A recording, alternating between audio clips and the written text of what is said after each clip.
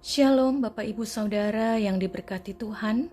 Selamat berjumpa kembali dalam renungan ayat Alkitab hari ini, Jumat 13 Februari 2026. Sebelum kita merenungkan firman Tuhan, mari kita berdoa.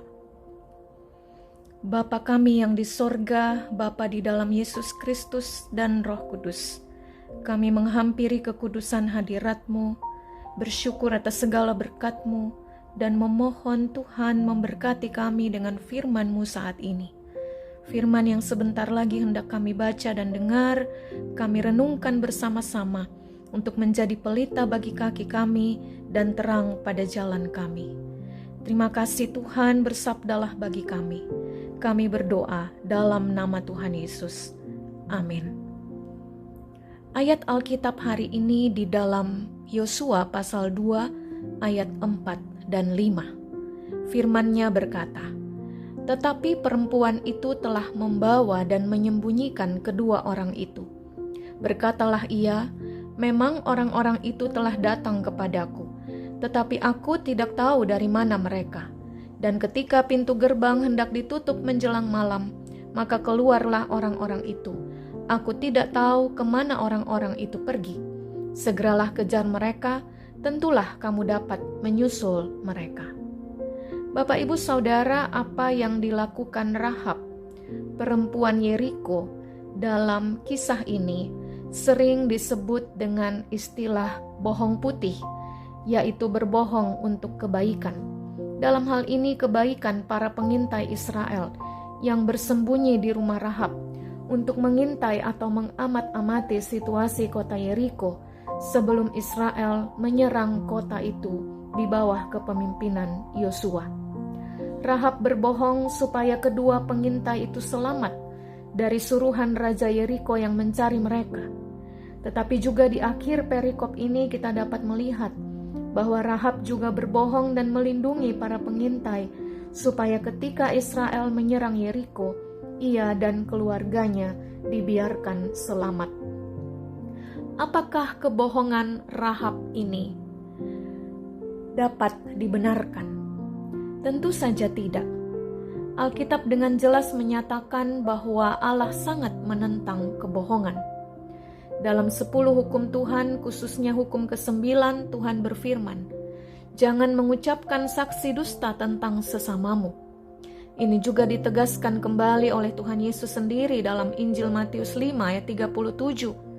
Ketika Yesus berkata, "Jika ya, hendaklah kamu katakan ya.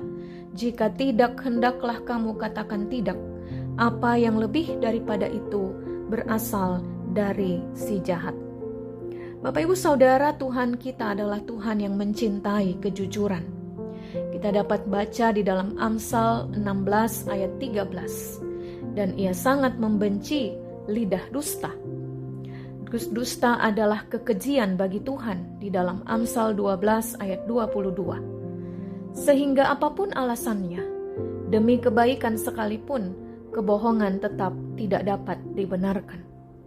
Karena itu dalam Ibrani 11 ayat 31, Rahab dipuji tentunya bukan karena ia berbohong untuk melindungi para pengintai, tetapi ia dipuji karena ia menyambut para pengintai itu dengan baik di rumahnya.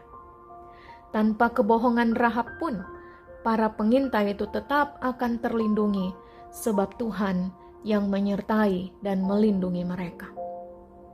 Firman Tuhan hari ini mengingatkan kita sekalian untuk selalu berkata jujur, tidak berbohong sekalipun tujuannya untuk kebaikan. Kejujuran adalah salah satu bukti ketaatan kepada Tuhan.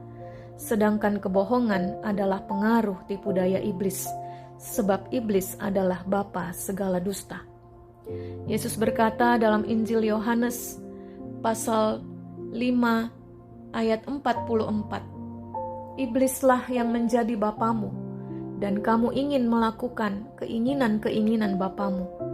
Ia adalah pembunuh manusia sejak semula dan tidak hidup dalam kebenaran, sebab di dalam dia tidak ada kebenaran. Apabila ia berkata dusta, ia berkata atas kehendaknya sendiri, sebab ia adalah pendusta dan bapa segala dusta." Bapak Ibu Saudara, mari selalu berkata benar, selalu berkata jujur, sehingga kita menjadi orang-orang yang dapat dipercaya dimanapun kita ada, baik di tengah keluarga, di lingkungan pekerjaan atau studi kita, di persekutuan gereja kita, dan di mana saja. Kita dikenal sebagai orang-orang yang jujur. Tuhan Yesus dipermuliakan. Mari kita berdoa. Bapa di sorga, biarlah kami semua adalah orang-orang yang mencintai kejujuran. Kami adalah orang-orang yang selalu berkata benar, tidak memiliki lidah dusta, tidak suka berbohong, sekalipun itu untuk kebaikan. Sebab kebohongan apapun itu adalah hal yang tidak berkenan kepadamu, ya Tuhan. Tolong kami untuk selalu mendengar dan melakukan firman-Mu hari ini. Di dalam kehidupan kami dimanapun kami ada, kami dapat menjadi orang-orang yang menjadi teladan, khususnya dalam hal perkataan. Ketika semua orang dapat melihat kami sebagai orang yang dapat dipercaya. Terima kasih Tuhan, kami mohon penyertaan pertolongan Tuhan sepanjang hari ini dalam segala aktivitas dan pekerjaan baik yang kami lakukan. Biarlah Engkau dipermuliakan. Di dalam nama Tuhan kami Yesus Kristus yang mengajar kami berdoa bersama-sama. Bapa di sorga, dikuduskanlah namamu, datanglah kerajaan-Mu, jadilah kehendak-Mu di bumi seperti di sorga. Berikanlah kami pada hari ini makanan kami yang secukupnya, dan ampunilah kami akan kesalahan kami, seperti kami juga mengampuni orang yang bersalah kepada kami. Dan janganlah membawa kami ke dalam pencobaan, tetapi lepaskanlah kami daripada yang jahat, karena Engkaulah yang mempunyai kerajaan dan kuasa dan kemuliaan sampai selama-lamanya. Amin.